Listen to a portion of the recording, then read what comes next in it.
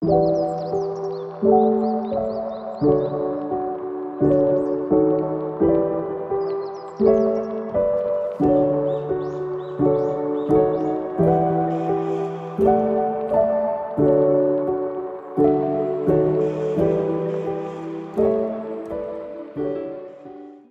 hello, it's Beck here, and not gonna lie, I get nervous with voiceovers. I have tried to record this multiple times, and I kept on canceling the recording because I don't know, it gets in my nerves. Doing videos is hard, it's hard, but anyway, today's video, it's about how to find time to do art for yourself as an animation student, and it was a topic that my friend Jay suggested.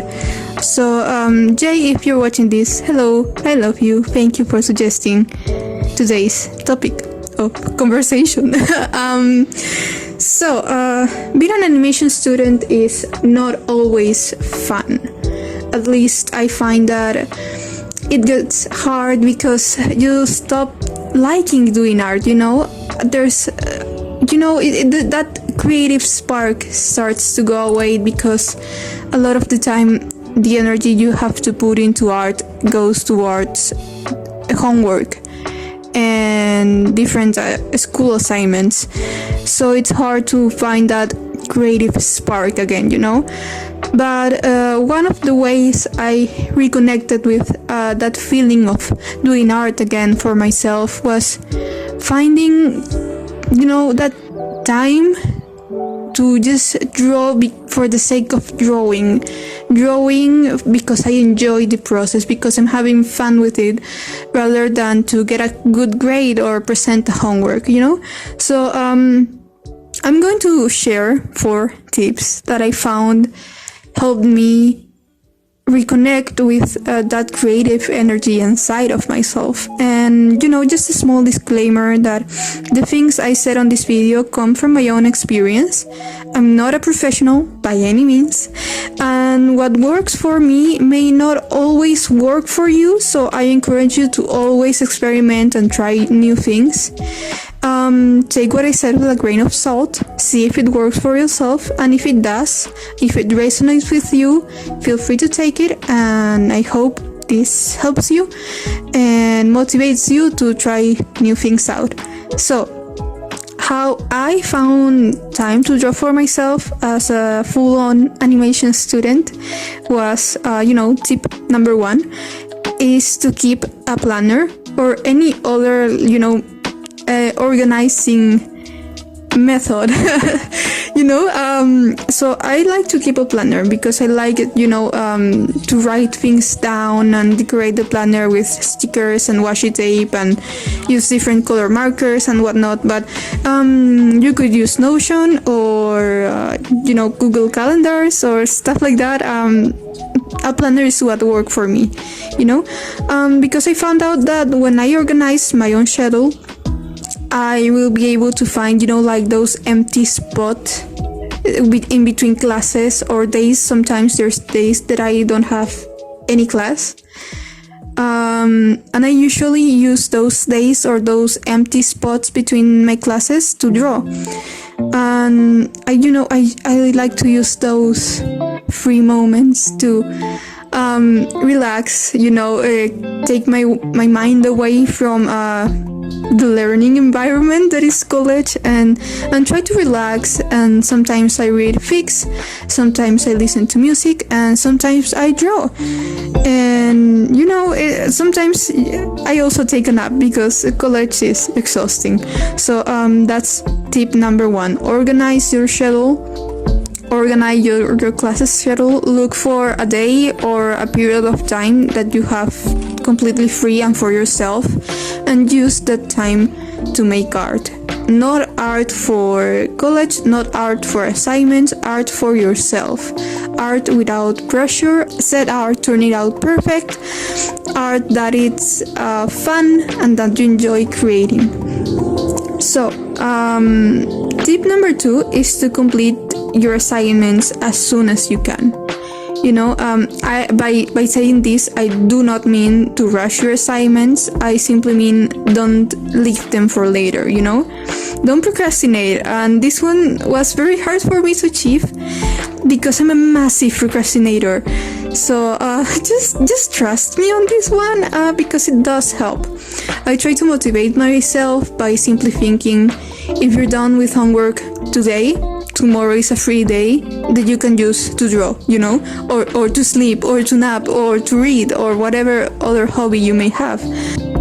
Okay, so for this tip, always keep in mind the type of assignment you have. Sometimes there are long assignments that you cannot finish in one day.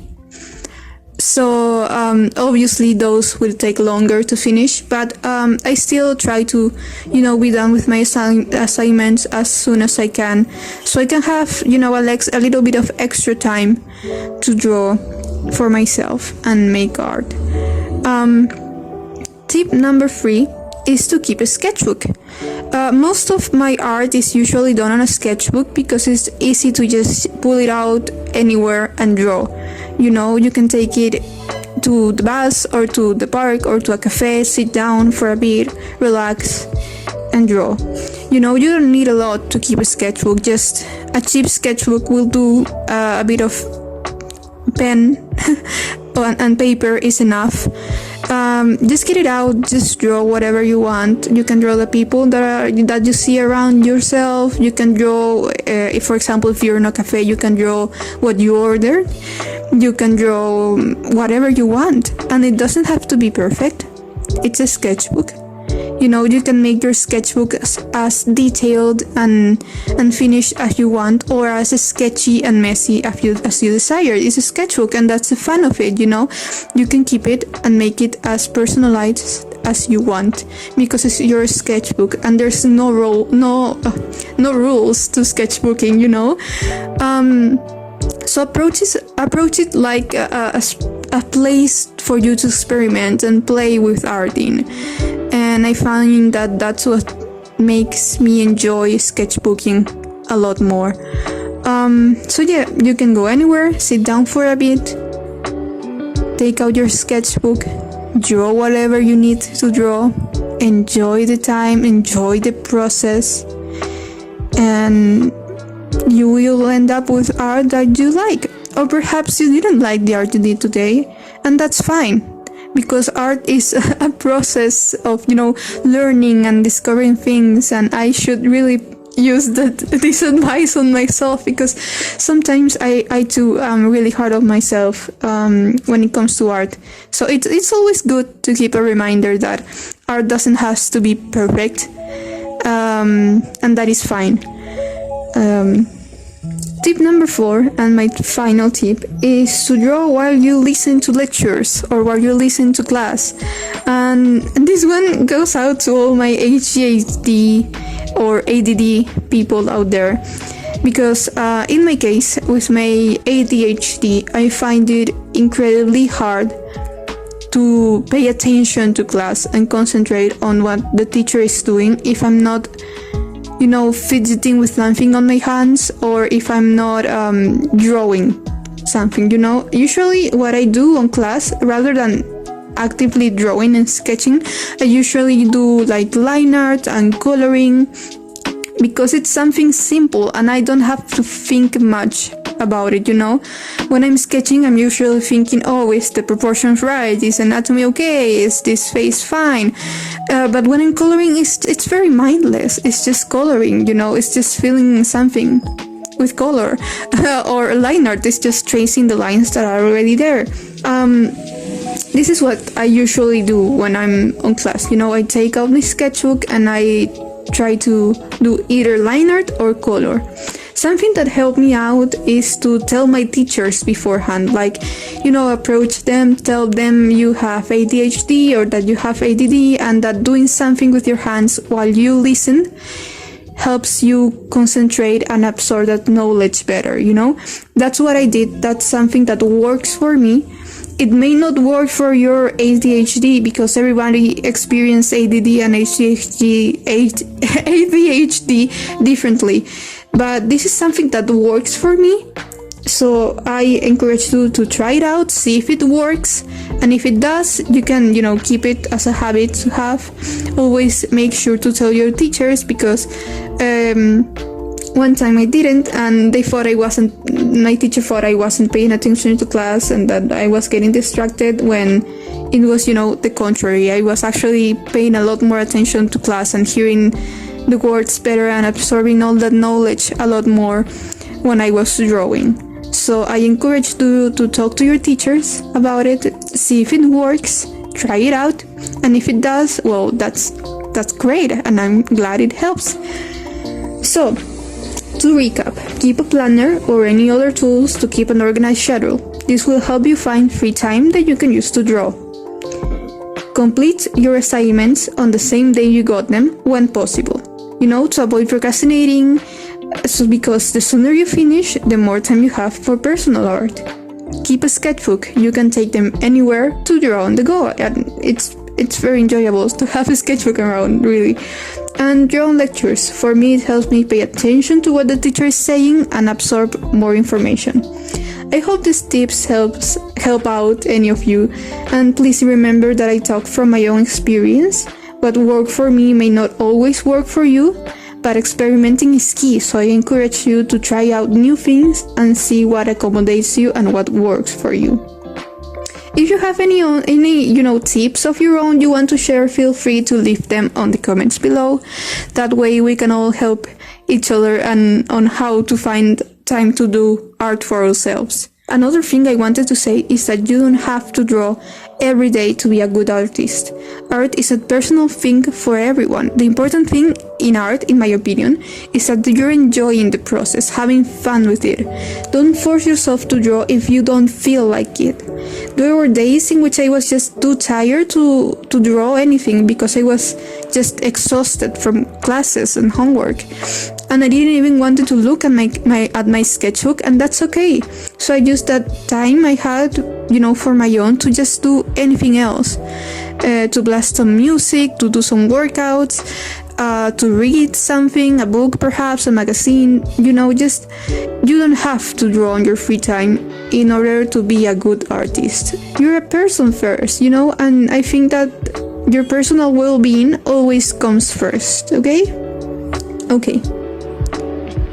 As for today's sketchbook spread, I was drawing Machine Herald, Victor, and Nav because I want to explore doing more art of the both of them, simply because I really, really love some family fluff. And I love the idea of Victor accidentally adopting this kid that stumbled into his lab on Emberleaf Alley. For those of you who don't know who Nav is, there's a short story written about the Machine Herald on his character profile. And on this story, there's a kid called Nav that enters the Herald's laboratory where he finds Victor. And both of them talk, and basically I think Victor offers him sweet milk and helps him scare his bullies off, because Nav was kind of like bullied into going inside the lab. Which is pretty cool. I don't know, just this big metallic scary man having a soft spot for this little kid and letting him hang out on the lab as they drink sweet milk. All I want is for Victor to be a lad, okay? That's what I'm trying to say here. It's very wholesome. I just wanted something nice and wholesome, so that's what I did here. For this specific page, I used watercolors to do all the base coloring, like the skin, hair, clothes, and all of that stuff. Then I go in with markers. These are like cheap water-based markers on the background. Sometimes I do like little fun shapes, sometimes it's just a square of color. Water-based markers, like the cheap ones, are gonna be your best friends if you wanna put a splash of color on your pages. That's what I do. After that, I go in with color pencils to do the shading on top of the watercolor, and for that I use the Faber-Castell Polychromos pencils that a friend gifted me ages ago, and I don't know how I still have them, but I really enjoy them for shading and all this stuff. After that, I add like little fine details with a white Sakura Jelly roll pen. You know, the eye shinies, the hair highlights, small little things like that. For the bit of the page that was, you know, done sticky notes, I did all of the coloring with the same cheap water-based markers as well.